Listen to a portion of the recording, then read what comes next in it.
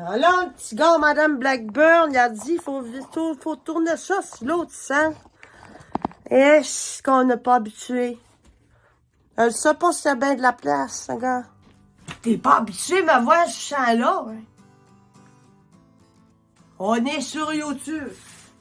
Ça va être trop long, toutes les affaires, j'ai à te dire, pour qu'on fasse ça sur Facebook. De toute façon, ça regarde pas tout le monde, ça regarde juste le monde qui a fait l'achat de la super merch du chandail à glitter.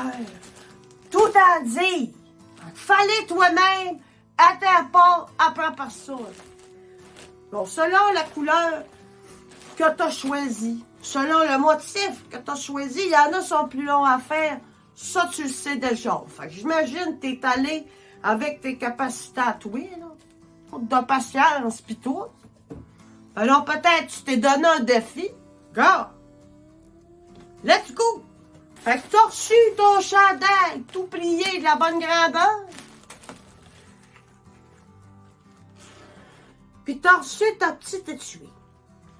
Dans ton petit étui, là, tu vas avoir les bonnes couleurs, la bonne quantité de glitter, puis j'en ai mis un petit peu plus, là, gars. Fait qu'ici, t'en as, là, gars, si c'est fin, par exemple, fait que tu vas recevoir tes roses. Là, tu vois, si tu regardes ton motif, que les petits picots roses sont plus gros, les petits glitters roses sont plus gros, gars, c'est logique. Après, t'as les petits blancs ici, là, blanc arc-en-ciel, gars, c'est beau, gars. Fait qu'ici, eux autres, tu vois, les petits poissons blancs. Facile de même. Facile. Dans ton petit étui aussi, t'as un petit plateau. Parce que t'aurais pu prendre un petit plat de gros. Là.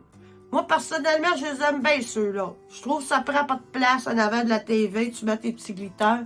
Très important d'avoir une surface lisse pour que ça se prenne plus facilement. Puis aussi, ben, tu perds pas dans le crack du divan. Après ça, t'as ta petite colle à glitter. La B7000. Là, ça, endroit aéré. On laisse pas ça à portée des enfants. Même les enfants un petit peu plus grands, tout à coup, ils essaieraient des affaires de fou, là. Ça, fait qu'on met ça dans l'armoire avec les affaires qu'on veut pas que personne y touche. Les instructions, puis toutes les affaires à faire attention sont écrites derrière, c'est en anglais, parce qu'évidemment, au Québec, la colle B7000, la date, c'est pas dans le panier bleu. Là, t'as reçu aussi un très petit crayon, OK? Ça, c'est un petit crayon qui va te servir à coller les glitters. Je t'ai mis en petite aiguise parce que on n'a pas tout le temps des petites aiguises, tu vois? Fait qu'ici, t'as je l'aiguise. Tranquillement, pas vite, là. Là, si tu t'énerves, ça se peut qu'il casse dans le chaud. Jusqu'à temps qu'ils viennent bien pointus comme ça. Ça va aller mieux, surtout pour prendre les tout petits, là. C'est important. Après ça, moi, personnellement, là, j'aime ça prendre un petit... Mettons, je vais prendre mon petit baguise, mais je vais juste venir frotter le bout. En cause, souvent, il y a séché un petit peu.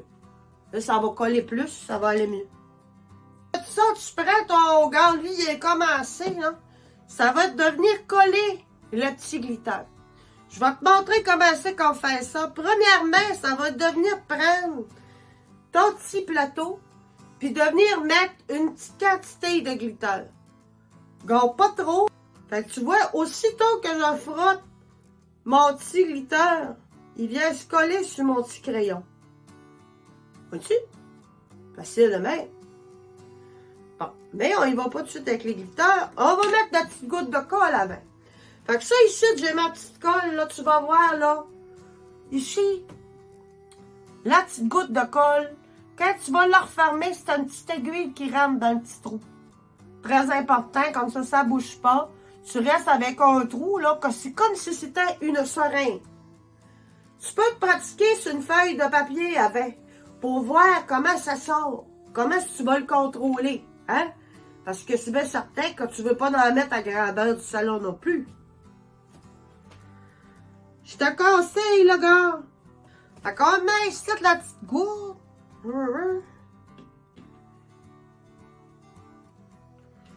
Là, moi, j'en fais plusieurs petites gouttes, une après l'autre. Je ferai pas une goutte, un glitter, une goutte, un glitter. On va être encore ici l'année prochaine. Tu vas te ramasser, écouter le bye-bye, puis tu vas être encore après à faire ça. Je dirais, je en fais, tu peux, selon ton rythme, tu peux en faire une dizaine, une quinzaine de petites gouttes, de la bonne grosseur.